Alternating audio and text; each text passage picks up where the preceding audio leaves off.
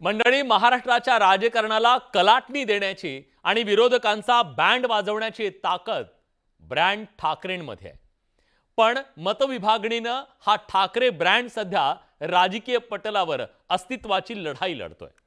या लढाईत ठाकरे बंधू एकत्र येऊन हा ब्रँड वाचवावा अशी जनभावना आहे. पण मंडळी, राजकारण इतकं सगळं साधं सोपं सरळ नसतं हो. राजकारणात आणि बुद्धिबळात महत्त्वाची असते ती रणनीती, कूटनीती, चालबाजी आणि सोंगट्यांच्या नियोजनबद्ध हालचाली. त्या जोडीनं महत्त्वाचं असतं ते टायमिंग आणि राजकीय गरज. महाराष्ट्राच्या राजकारणात महापालिका निवडणुकीचा बिगुल कधी वाजू शकतो त्याआधी राजकीय पक्षांकडून आपापला पट सगळ्या सोंगट्या मांडायला सुरुवात झाली. शहकाटशहाचं रंगतदार राजकारण सुरू झालं आणि त्याच वेळी ठाकरे बंधू एकत्र येणार का ही चर्चा पुन्हा जोर धरू लागली. माध्यमांमधून दोन्ही भावांनी सकारात्मकता दाखवली, एकमेकांना टाळ्या दिल्या, पण गळाभेट काही झालेली नाहीये. दिल से युती करू असे एकमेकांना फक्त संकेतच दिले जात आहेत. आता ठाकरेंची पुढची पिढी सुद्धा सकारात्मक दिसते. पण पहिले आप हे सगळं सुरू असल्यानं गाडी काही पुढे सरकत नाही. जर समजा गाडी पुढे गेली आणि ठाकरे बंधूंची युती झाली तर त्याचे काय परिणाम होतील, राजकीय गणितं कशी बदलतील, कुणाला त्याचा फटका बसेल याची चाचपणी सुरू झाली आहे. कायम निवडणूक मोड ऑन असलेल्या भाजपनं ही शक्यता गृहीत धरून पावलं उचलायला सुरुवात केली आहे. ठाकरे बंधू एकत्र आल्यास काय होईल हे चेक करण्यासाठी भाजपनं एक सर्वे केल्याचं कळतंय. आता याला ठाकरेंच्या एकत्र येण्याची धास्ती म्हणायचं की खबरदारी म्हणायचं, की आपल्याच मित्रांच्या महत्वाकांक्षांना रोखण्याची रणनीती म्हणायचं? काही करून भाजपला मुंबई महानगरपालिकेची एकहाती सत्ता हवी आहे, तर शिंदेंच्या शिवसेनेला मुंबईच्या सत्तेत मजबूत वाटा हवा आहे. त्यासाठी त्यांचं एक प्यादा गोळा करणं सुरू आहे. ठाकरेंच्या शिवसेनेला रोज पोखरणं सुरू आहे. इकडे ठाकरे एकत्र येण्याची चर्चा सुरू झाल्यापासून राज ठाकरेंचं राजकीय महत्त्व वजन वाढलंय. सत्ताधाऱ्यांच्या शिवतीर्थावरच्या एरझाऱ्या तुम्ही पाहिलात. त्यामुळे प्रश्न आहे की उद्धव ठाकरेंपुढे मैत्रीचा हात पुढे करून राज ठाकरेंनी आपली बार्गेनिंग पॉवर तर वाढवत नाहीयेत ना.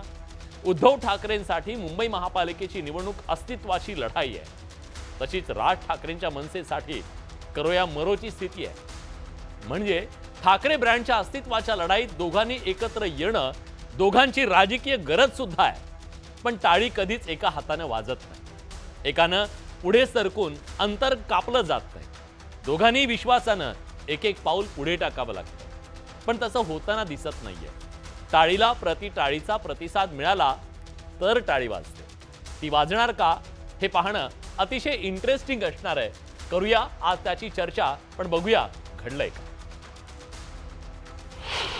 आधी उद्धव आणि राज ठाकरेंची एकमेकांना साथ. या महाराष्ट्राच्या अस्तित्वासाठी, मराठी माणसाच्या अस्तित्वासाठी ही भांडणं आणि हे वाद आणि ह्या सगळ्या गोष्टी अत्यंत क्षुल्लक आहेत. त्याच्यामुळे एकत्र येणं आणि एकत्र राहणं यात काही मला फार कठीण गोष्ट आहे अशातलं मला वाटत नाहीये. किरकोळ भांडणं बाजूला ठेवायला मी सुद्धा तयार आहे आणि मी सुद्धा सर्व मराठी माणसांना या हितासाठी, महाराष्ट्राच्या हितासाठी, मराठीसाठी एकत्र येण्याचं आवाहन करतोय. आता पुढच्या पिढीचाही सुरात सूर. मराठी माणसासाठी असेल, महाराष्ट्रासाठी असेल, महाराष्ट्राच्या हितासाठी असेल, जर कोणी सोबत यायला तयार असेल तर आम्ही त्यांना सोबत घेऊन महाराष्ट्र हितासाठी लढत राहू. मला वाटतं त्या दोन भावांनी बोललं पाहिजे. आम्ही खाली बोलून काही फरक पडणार नाही आहे. मला काही इश्यू नाही दोन भाऊ एकत्र येणार.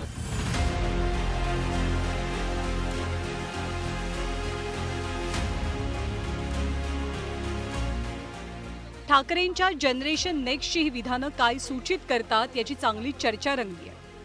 कारण आजवर ठाकरे बंधूंच्या एकत्र येण्याविषयी फक्त उद्धव किंवा राज ठाकरेंनी भाष्य केलंय.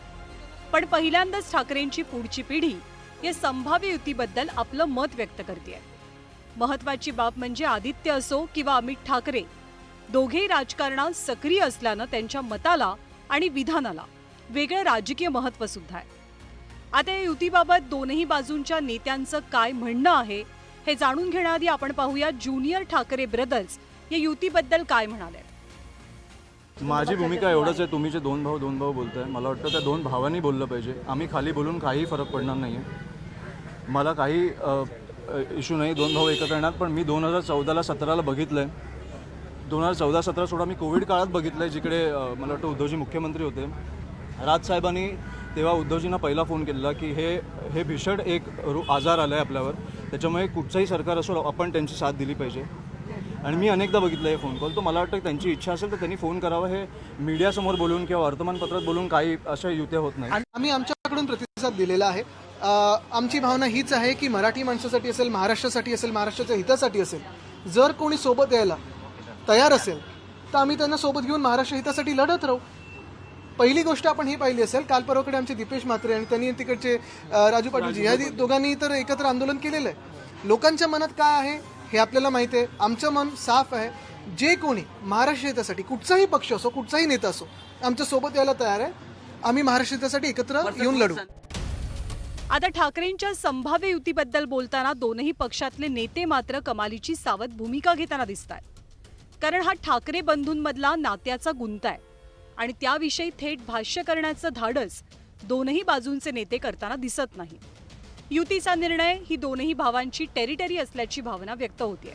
आधी मोठ्या ठाकरे बंधूंनी एकमेकांना साथ घातल्यानंतर आता पुढच्या पिढीनं सुद्धा तेच अनुकरण केल्यानं ठाकरेंच्या युतीबद्दलच्या आशा इतर नेत्यांच्या मनात पल्लवित झाल्या. असं आहे की आमची तर प्रामाणिक इच्छा आहे की दोन्ही बंधू एकत्र यावे आणि महाराष्ट्राच्या मनातील प्रत्येक मराठी माणसाची पण इच्छा अशी आहे की दोन्ही बंधूंनी एकत्र यावं. आणि मला असं वाटतं जे मनात महाराष्ट्राच्या आहे ते भविष्यात होईल असं चांगला पॉझिटिव्हली विचार आमच्यामध्ये पण आहे. कोण मध्ये ते वाटते दोघांना एकत्र करत? तर दोन भावामध्ये कोण नाही, दोन्ही भाऊच ठरवणार आहेत. दोघांच्या मध्ये कोण येऊ शकणार नाही. आमचे नेते एका सुरात बोलत आहेत. आमचे पक्षप्रमुख किंवा माननीय आदित्य ठाकरे हे एका सुरात बोलत आहेत की आम्ही सकारात्मक आहोत. याच्यावरती कोणी आक्षेप घेण्याचं कारण नाही. आमच्या भावना निर्मळ, स्वच्छ आणि स्पष्ट आहेत की महाराष्ट्र हितासाठी आम्ही कोणताही त्याग करायला तयार आहोत. मध्यंतरीच्या काळात अगदी जोमानं सुरू असलेल्या ठाकरेंच्या युतीच्या चर्चा गेल्या काही महिन्यात मात्र एकदमच थंडावल्या. दोघांकडनं साथ प्रतिसादाची भाषा महाराष्ट्रानं ऐकली, पण पहिले आपच्या चक्करमध्ये युतीची संधी गेल्या वेळीप्रमाणे तर पुन्हा हुकणार नाही ना, अशी ही चर्चा रंगतेय. त्यामुळे युती संदर्भात क्लॅरिटी मिळण्यापेक्षा कन्फ्युजनच जास्त वाढलंय. पण रोज नुसतं आम्ही सकारात्मक आहोत असं बोलून कसं काय होऊ शकते युती, हे मला असं वाटतं जे बोलणारे आहेत त्यांनाच माहीत असेल. आमची भूमिका स्पष्ट आहे. ज्या दिवशी सन्माननीय राजसाहेबांकडे हा प्रस्ताव येईल त्या दिवशी ते त्याच्यावर निर्णय घेतील. मुंबई महानगरपालिकेची निवडणूक ही ठाकरेंच्या अस्तित्वाचीच निवडणूक आहे. पक्ष पातळीवरती पडझड झालेली असली तरी ठाकरे ब्रँड मात्र अजूनही जिवंत आहे. त्यामुळे ठाकरेंच्या एकत्र येण्याच्या चर्चेनं आजही विरोधकांच्या मनात धडकी भरते. याचीच एक झलक भाजपच्या ताज्या सर्वेतनंही दिसली. ठाकरे बंधू एकत्र आले तर मुंबई मनपा निवडणुकीत फटका बसेल का, याची चाचपणी भाजपनं सुद्धा केली आहे. कुणी कितीही काही म्हटलं, कुणी कितीही नाकारलं तरी मराठी मतदारांची संख्या लक्षणीय आहे की मुंबईमध्ये ठाकरे आहेत, असावेत आणि त्यांचं असणं एक वेगळं परिणामकारक ठरतं असा मानणारा मतदार आहे. तो या दोन भावांच्या एकत्र येण्यामुळे कदाचित त्यांच्याकडे वळू शकतो आणि त्याचा फायदा दोन्ही ठाकरेंना होऊ शकतो. याची भीती महायुतीला वाटणं स्वाभाविक आहे, कारण त्यांच्या एकत्र येण्यामुळे सगळ्यात पहिला फटका हा महायुतीलाच बसतो. शिवसैनिकांसाठी ठाकरे हे फक्त आडनाव नाहीये, तर ती एक भावना आहे. त्यामुळे जेव्हा जेव्हा ठाकरेंच्या युतीची चर्चा होते तेव्हा ठाकरे प्रेमी प्रॅक्टिकली नाही तर इमोशनली विचार करतात. सध्या दोनही ठाकरे राजकीय अस्तित्वासाठी झगडतात. त्यामुळे united we stand, divided we fall या तत्वानुसार ठाकरे निर्णय घेतात की दोघांच्याही वाटा वेगळ्याच राहतात. यावरती राज्याच्या राजकारणाची पुढची समीकरणं अवलंबून असतील. Bureau report, news 18 Lokmat. एकूणच काय तर ठाकरे हा केवळ राजकारणाचा विषय नाहीये. काही लोकांसाठी, त्यांच्यासाठी तो भावनेचा विषय. म्हणूनच राज ठाकरे, उद्धव ठाकरे जेव्हा जेव्हा एकत्र येण्याची चर्चा सुरू होते तेव्हा तेव्हा त्यांच्यावर प्रेम करणारे सगळेजण भावनिक होतात. त्यांची भावना दाटून येते. पण ही चर्चा केवळ आत्ताच घडली आहे का? नाही, याच्या आधी सुद्धा अनेकदा हे प्रयत्न झाले, पण का जमलं नाही जाणून घेऊया. समोरच्याची इच्छा आहे का आम्ही बरोबर काम करावं? महाराष्ट्राची इच्छा आहे. तेच तर ना, महाराष्ट्रात जाऊन सांगावं तिकडं. महाराष्ट्राचं हित, मग त्याच्या आड जो कोणी येईल त्याचं स्वागत मी करणार नाही, त्याला मी घरी बोलवणार नाही, त्याच्या घरी मी जाणार नाही, त्याचं आगत स्वागत त्याच्याबरोबर पंक्तीला बसणार नाही, हे पहिले ठरवा.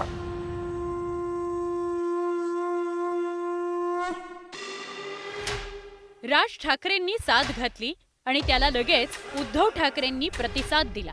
समोरच्याची इच्छा आहे का मी बरोबर काम करावं? महाराष्ट्राचं हित, मग त्याच्या आड जो कोणी येईल त्याचं स्वागत मी करणार नाही, त्याला मी घरी बोलवणार नाही, हे पहिले ठरवा. ठाकरे बंधूंच्या या 7 प्रतिसादानं राज्याच्या राजकारणात एकच खळबळ उडाली होती. ही राज्याच्या राजकारणात नव्या राजकीय समीकरणाची नांदी तर ठरणार नाही ना, अशी राजकीय वर्तुळात चर्चाही रंगू लागली. तसंच अनेक राजकीय तर्कवितर्कही लावले गेले. पण गेल्या काही वर्षात दोन्ही ठाकरे बंधूंनी एकत्र यावं याकरता वेळोवेळी प्रयत्न झाल्याचं बघायला मिळत आहे. 2014ला भाजपनं त्यावेळच्या एकसंध असलेल्या शिवसेनेशी असलेली युती तोडली होती. विधानसभेच्या जागा वाटपावरून युती ताणली गेली आणि त्यावेळी भाजपत असलेले एकनाथ खडसेंनी युती तुटल्याची घोषणा केली होती. त्यानंतर राज ठाकरेंनी उद्धव ठाकरेंना युतीचा प्रस्ताव दिला होता.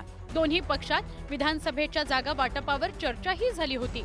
पण ऐनवेळी माशी शिंकली आणि युती होण्यापूर्वीच ठाकरे बंधूंमध्ये फिसकटलं. त्यामुळे ठाकरे बंधू एकत्र येता राहिले.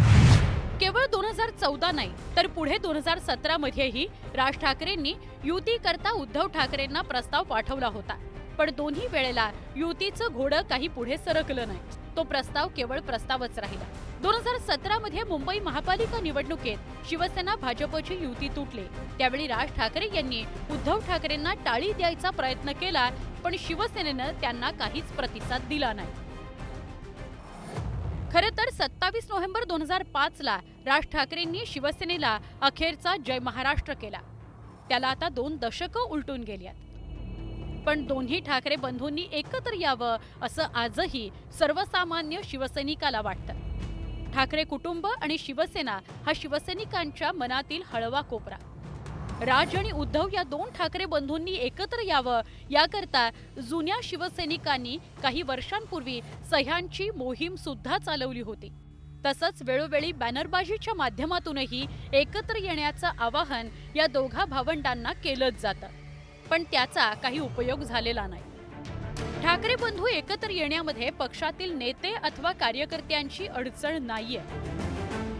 मात्र एकत्र येण्याचा निर्णय या दोन्ही भावांनी घ्यावा लागणार आहे असं राजकीय जाणकारांना वाटतं. ठाकरे बंधू एकत्र आले तर राज्यातली अनेक राजकीय समीकरणं बदलून जातील हे मात्र निश्चित. Bureau report, news 18 Lokmat.